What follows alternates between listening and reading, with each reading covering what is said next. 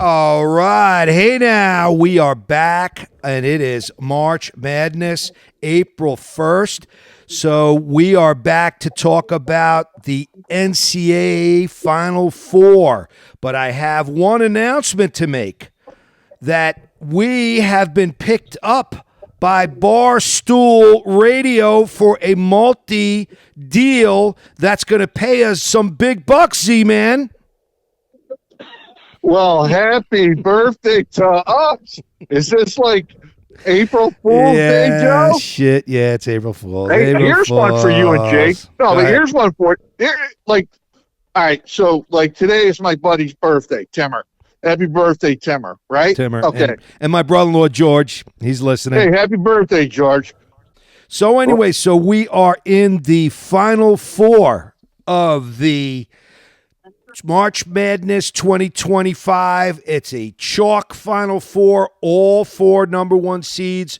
First time since 2008.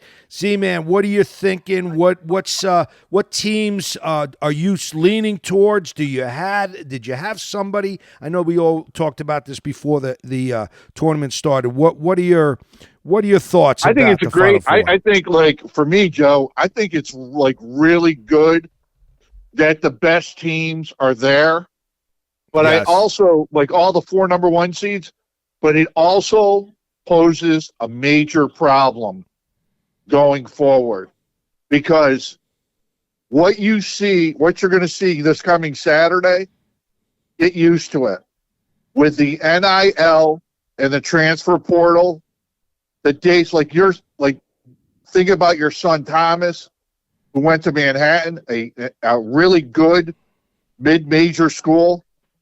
The mid-majors are going to be becoming a thing of the past. Oh, no question. Unless they get this genie back in the bottle. No, ain't and happening. it's not happening. Nope. I think we had this discussion. I had a text with RJ, and we both have Florida in our pool that we're keeping our fingers crossed. So I think we're looking Money hopefully- pool? Yeah, money pool. So Nice. Good luck. but we talked about that. We're going back and forth. The NIT might It's end great. up being that I'm actually mid-major. watching that right Yeah. now.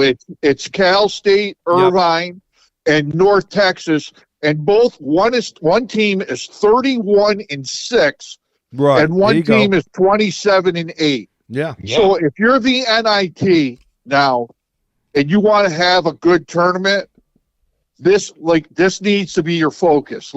Not the Power 5 conferences, Right. but the next conferences. And if you take somebody from the Power 5, you want to take a middle of the pack team, Exactly. and it'll be competitive, because Yeah. the NCAA, Joe and Jake, I'm curious what you guys think. I mean, there was some good games. Like this past weekend, that Florida game was about as good as you're going to see. I still cannot believe how Florida won that game. They were dead. They were down 9 with 2 minutes and 2 and change to go. Yep. And I'm like, there's no way they're going to win this game. But you know what? 2 front end misses on free throws, and then 2 bricks. Well, free throws are always big, but Absolutely. 2 front ends on one-on-ones missed. So you had those 2 happen back to back, and then you had them come down and throw bricks. So that was right there, a swing of 8 points right there. what do you guys think about my theory? Especially Jake, because he was working while he was at college. The transfer portal and the NIL are on the verge of really destroying this stuff. It's definitely taking over, no question. And I think even the student athletes, they're starting to have. I think they have too much power now. It's just with all the NIL deals, and I guess it doesn't really with Division III. It's not really Right, of course. that big. That it's not a big show, and where these guys get paid or whatever, because it's not a big time schools where they have a lot of money, but still, Yeah, Jake, is there any presence at the Division III level? Do you see you've been to games at the Division III level, and you've probably seen some players that are better than others. So I guess my question would be, are there people there trying to cherry pick like guys off those rosters? Because even a great player at Division III would be a low level, probably bench. Well, I won't say low level, but like maybe a mid level bench. Like, yeah, every now and then you're going to have that exception to the rule.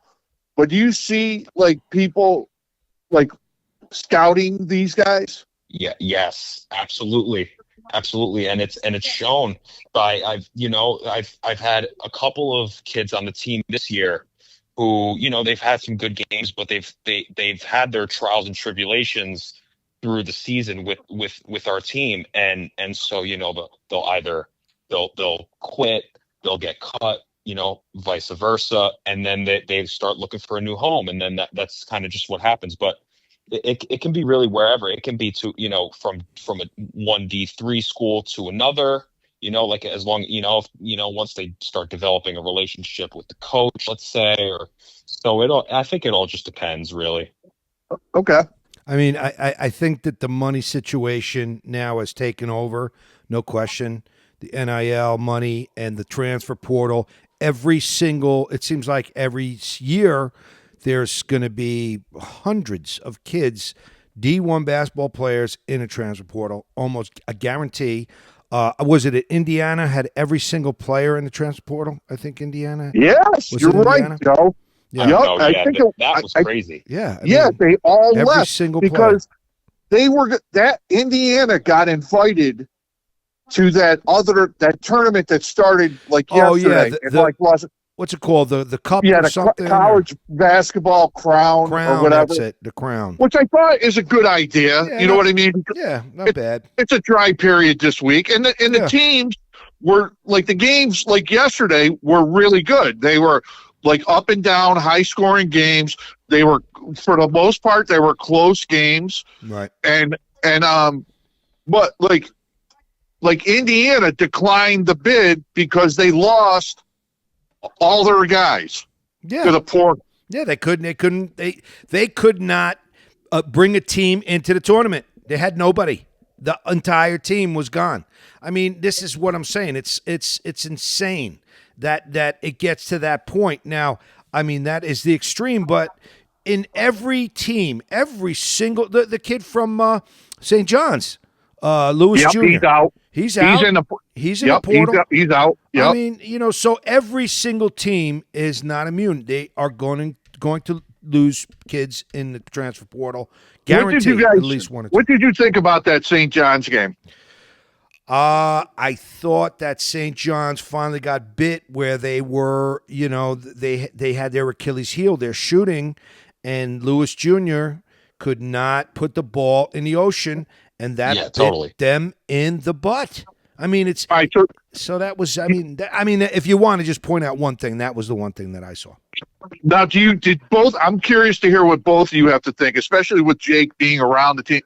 Like, did you feel like at the end when they were still hanging around, they still had a chance, like in the last 5 minutes? Like this guy was the Big East Player of the Year, exactly, and Pitino decided. Like it wasn't his day, and he was going with another lineup. But I felt like he was still better than anybody they had, but yet he wouldn't take him off the bench. What do you think? I totally agree with that. I mean, all he had to, if he hit a couple of shots, they could have won. I mean, it's not that he took him out with how many minutes? Like 4 or 5 minutes left in the game. Yeah, at least 5, right? So I mean, listen. It's hard to double guess, Pitino. He's Pitino. Yeah. It's hard to say, he should have done this, should have done that. It's very difficult to do that with Pitino. But okay, I mean, 99% of people who were watching that game would have said, "Put him back in the game. What are you doing?" I kind of thought that. Yeah. Yeah. I mean, what are you going to do? It's incredible. I mean, I think the games overall are excellent. A couple of disappointments, but other than that, I think that the cream rises to the top. To be honest with you, I think Duke looks really good. I did not think they were as good. I thought maybe they could get knocked off. They are much better than I thought. They could go all the way. Obviously, and you could pick any, listen, pick any four of these teams to go all the way, no question. I agree. Yeah, get this now. So I'm looking at it right now, Z-Man, and Lewis checks out of the game with 5 minutes left, and St. John's is down 2. Right? Okay. Yep. he's having a poor game or whatever, and they go on to lose the game by 9. So there you have it. Right, and I'm still like, even if you're playing like pickup with your buddies, Division 3, I don't care what it is. He still is the guy I won't say he was the main reason why St. John's got there, but like he's the Big East Player of the Year. Yeah. So you got to dance with what brought you there, even if nobody else was really pulling their weight. And I just couldn't see him on the bench. I don't know. Yeah, that's just me. They had mentioned John Starks in '94 against the Rockets, throwing up brick after brick after brick. And he just kept on throwing them up, and none of them went in the basket. So, and you heard what Pat Riley said, though. Yeah. They talked about this. I don't know if you guys were aware of this, but after the game, and it was in the Post on Sunday, and like the talk radio and everybody was talking about this. And I didn't know this. This was unbelievable to me. Pat Riley said in his coaching career, the greatest regret that he had was taking John Starks out of that Game 7. You mean taking him out as opposed to leaving him in? Well, yeah. It's like, he was like just talking about like how like the game flow totally changed. And I don't know. I just guess the tables turn. Tables turn. Yeah. Shooters are eventually going to start hitting baskets. That's the way I look at it. I mean, can you go ice cold for an entire game? Sure, it's possible. But the chances are, once you hit one, you get on a roll, and then anything could happen. So I don't know. Yeah. So what do you guys think about the Saturday games? Well, like I said, I think any of these 4 teams are formidable to win it all. What do you think, Jake? Yeah, I do too. I think it's going to be competitive. I can't complain. I can't complain really at all with how it turned out. Other than the fact that I guess it's a little unfortunate that you couldn't have any really sleepers and guys. These teams make it far, and it's hard. It's also hard to predict that because it rarely happens really where you have all these 1 seeds. Yeah, it happened in 2008 was the last time it happened, and like I said, the people who did the committee are probably pounding their chest, say, see, we did it right. Oh yeah, definitely. But I mean, and I think too, Joe. Like I'm rooting for you with Florida. I think Florida's just a good story because they're a good team. Yeah. But I'll say this, to shortcome like Auburn, who was basically the number 1 team in the country for most like of the year, a month and a half or whatever. Yeah. Man. And you know what? The other thing I found funny too is that's the 6:00 game. Is Auburn and Florida, and the 9:00 game is Duke and Houston. Prime time. Yeah. Duke is prime time. And I just think like Florida and Auburn, that's going to be a war. Those guys are going to get up and down the floor. Yep. I think both games are going to be absolutely dynamite. I can't say that one is going to be better than the other. I can't see it. I think they're both going to be fantastic games. How about this, though? I want Cooper down in Charlotte next year. Is that a possibility or not a chance in hell? That's the real question. Here's what, like, that's funny that you asked that because that question was posed to me over the weekend. And you know what I said? This is probably unpopular. For you and Jake, I would like that. And for him, I would like him to be in Charlotte because I think that's just, it's for a lot of reasons. I think the city of Charlotte, it'd be the media, like everything else, it's just good because Charlotte deserves a good NBA team. And I'm telling you right now, if he's on Charlotte, and that place will be rocking just about every single night. And let's face it, he's a Duke guy. So Duke fans, they travel, they will be loaded with Duke fans. Not only, they are already, but I mean they're going to be. It's going to be a definite, a franchise changer. Now, if he goes to Washington, or if he goes to Utah, it would really suck. Really suck for him. It would suck for the NBA, and for him. I think it would be good for Utah. It'd be good for him, but because he's still a young kid. But my bottom line point was, Joe, he's making, like as Jake says about the NIL and kids in college and stuff like this. This kid's making so much money that I think it's not conceivable that he could stay another year at Duke. Yeah, no. Especially if they don't win. He can't. He can't. I was hoping maybe he might, but he can't. No, there's no way. He's the number one pick overall, not even close. You can't. But he could be next year. I know he could be next year, but he could get hurt. And for what, if Duke, I think he's done enough to show, even if Duke does not go all the way, he's done enough to show he is the real deal. And, Duke's Duke again with him on it, Yeah. I think, it's inevitable. You have to go into the draft.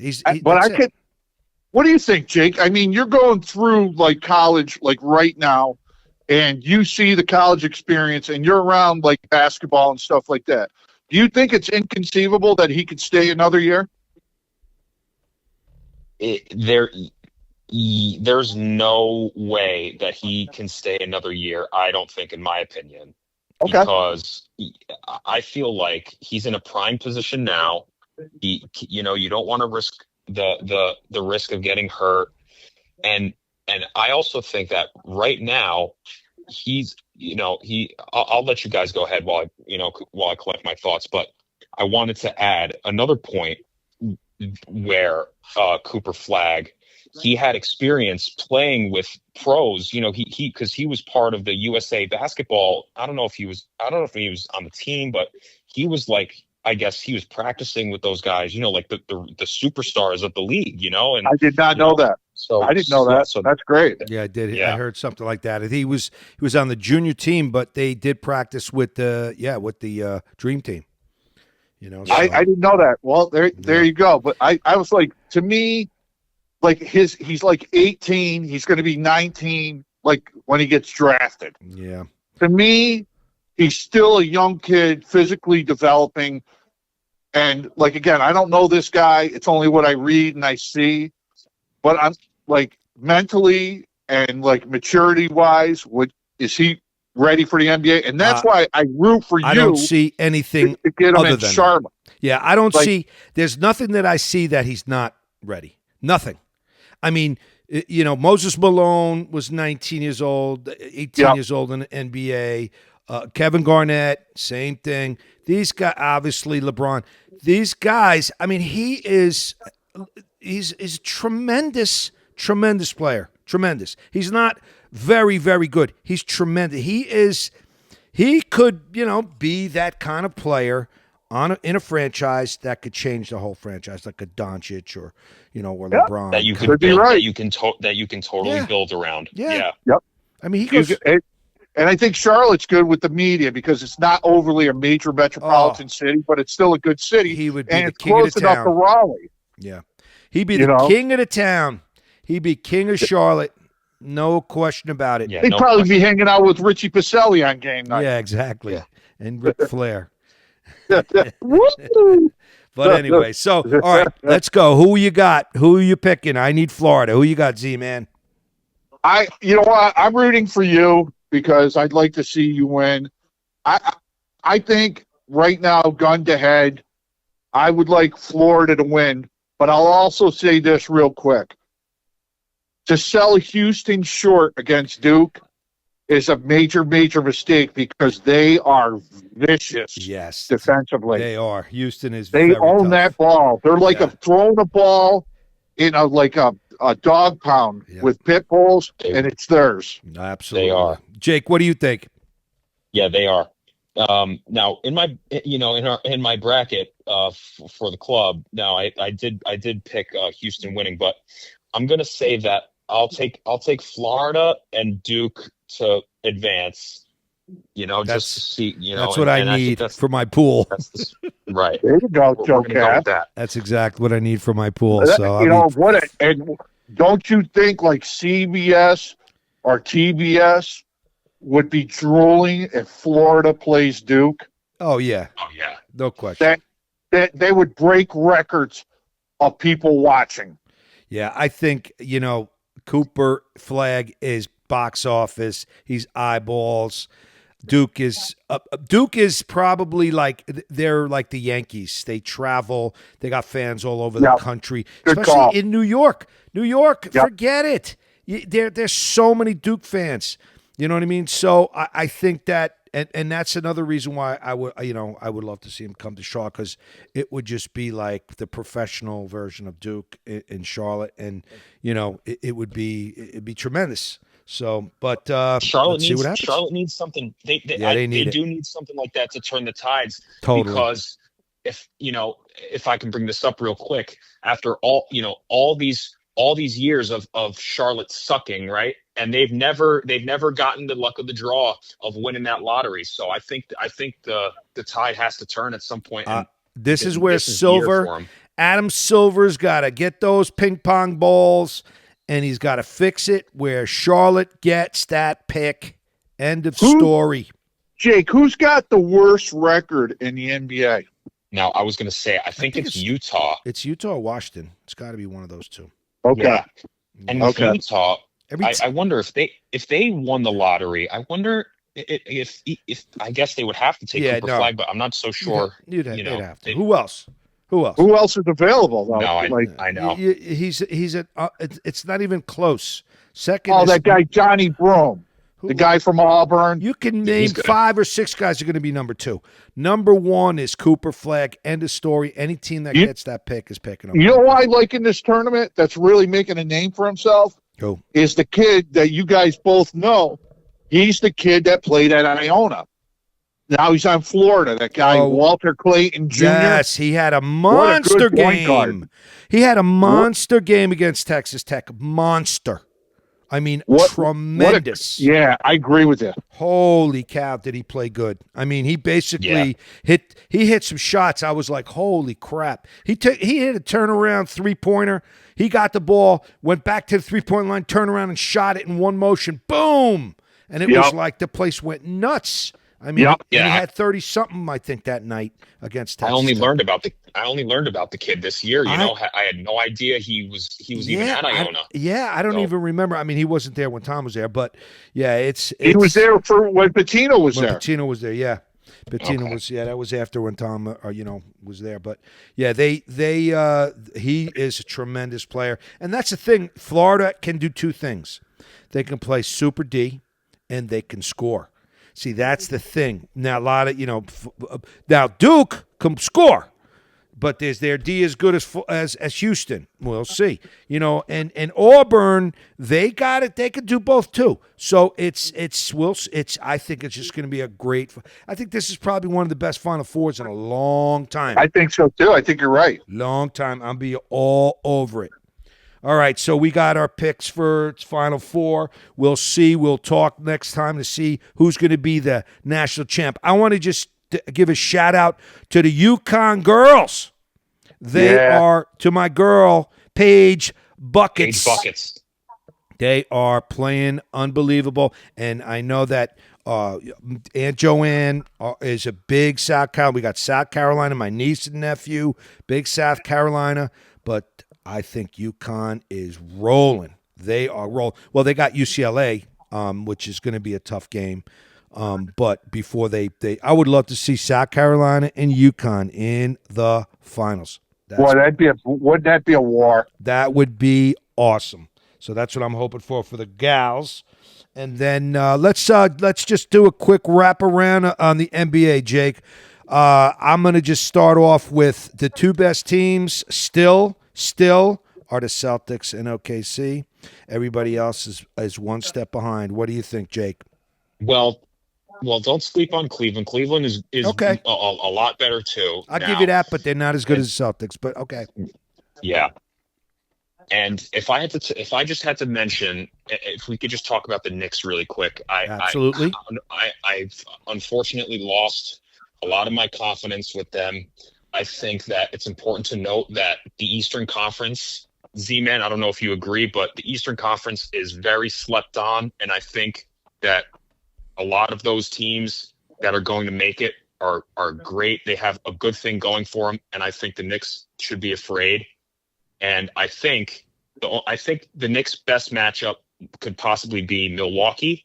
They're going to match up with Milwaukee the best. I think, especially because it's out. He got Damian Lillard. Damian Lillard got that. What is it? Blood clot or something? Yeah, he got something like something blood clot, serious. exactly. So I don't know if he's going to be back. I haven't heard anything about that. Yeah, so that's and listen. Go ahead, I'm with Joe. I'm with Jake. Give him a cigar. Yeah. I think people are sleeping on the East. And again, I think Jake hit it like right on the head. To sleep on Cleveland is a major mistake. I agree. You can't sleep on Cleveland. That team is so underrated. Yep. I'll give you another team. They can do everything the Celtics can do. The Celtics are predicated on having Kristaps Porzingis on the floor. Yep. When he's not on the floor with that team, that team has a problem. Yep. Yeah. Here's another team I'll give you. The Detroit Pistons.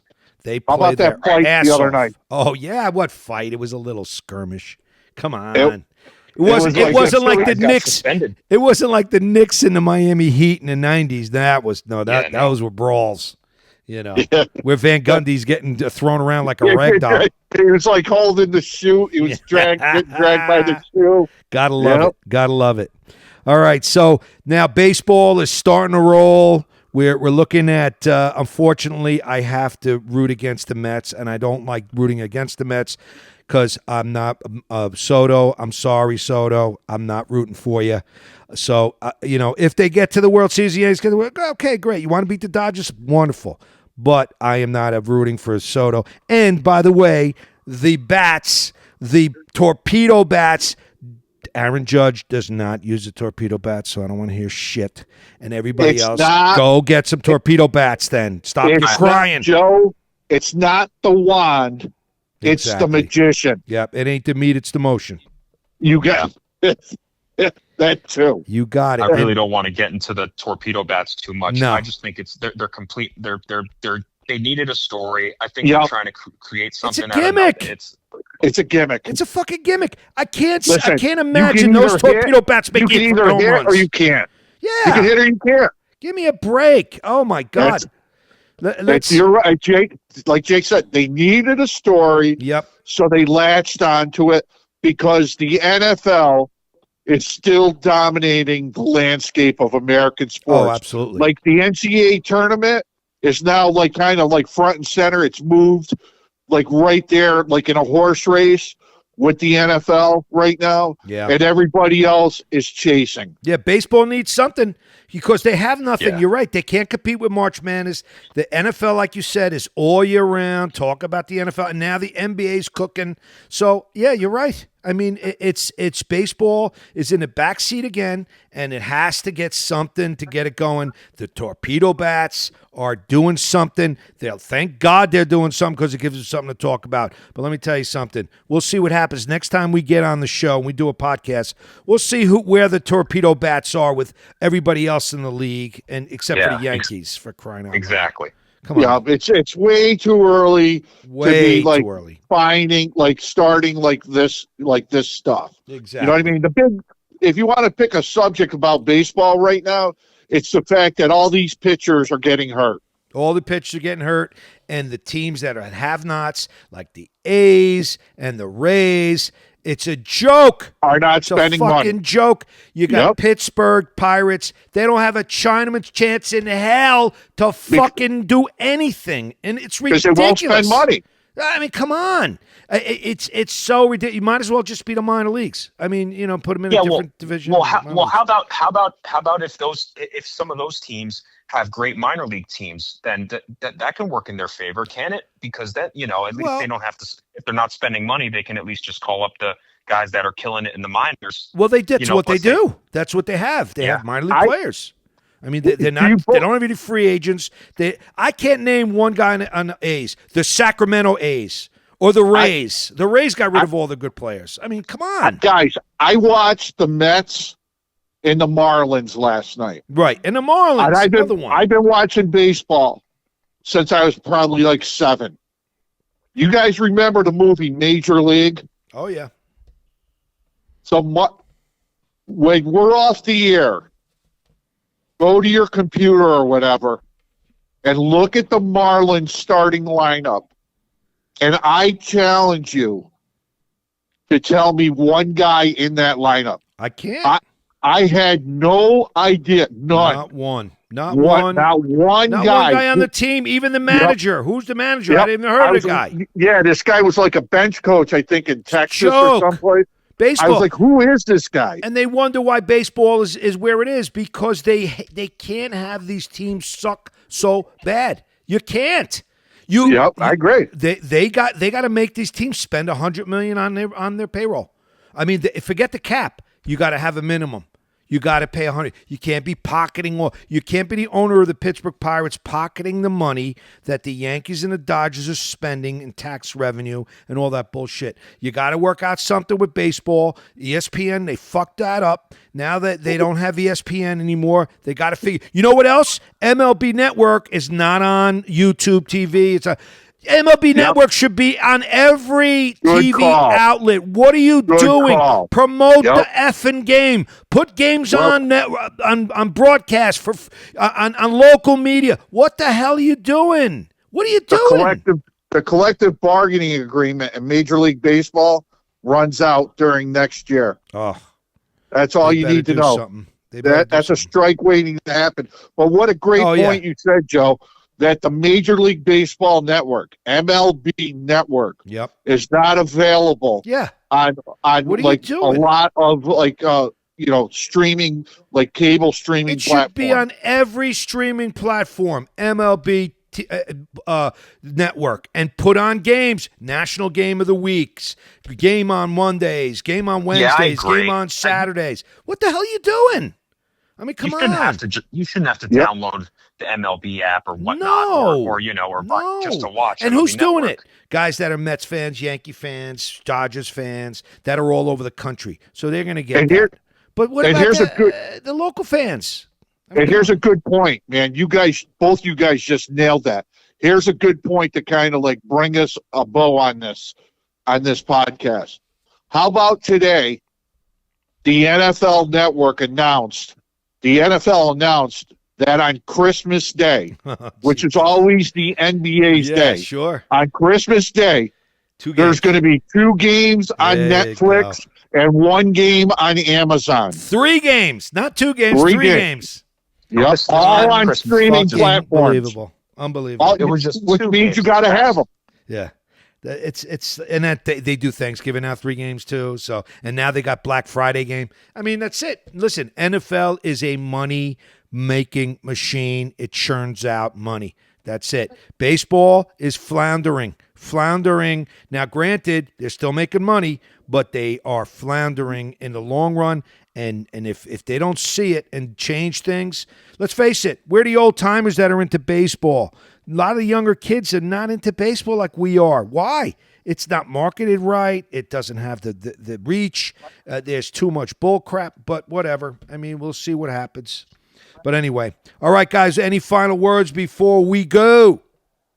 I just think, we're looking forward to a great Final Four, boys. Gators, baby. Go Gators. Go Gators. I need Duke, Florida, and Gators to walk away with the chip. I want you guys to win money. That's my goal. Yeah. I want you guys to win money, so go Gators. Oh, yeah, and we started our fantasy baseball, so right, Z-Man? So that's I already, Joe, I think I'm looking to spend some of my money Yeah, good. on upgrading my team. Exactly. Jake, you good? You got any final Yeah, thoughts? I'm good. I'm good. Thank you to all our listeners. Yes, We thank appreciate you. tuning in. And it's what's our email again? It's I forgot. It's off the chest Off the chest 84 at 84. I have yahoo.com. to look it up. Yeah, let's hear something from you you know guys. what? You know what the good thing is? Between Jake's crew and your crew and my crew, people are listening to us. All right, keep on listening. We want to hear from you. We want to know what's going on out there. And we're not sure when we're going to come back. We'll be back probably when is the draft? The NFL draft. The end of April. Yeah, so we'll probably April 24th. Yeah, so we'll probably come back at some point at the end of April. If not, we'll do it right after the drill. We'll see how it goes this month with Easter coming up, and it's kind of one of those kind of quiet months Tough month. right after the Final Four. So Exactly. all right, everybody. Thanks for listening. We'll see you again, and keep your ears open for Off the Chest.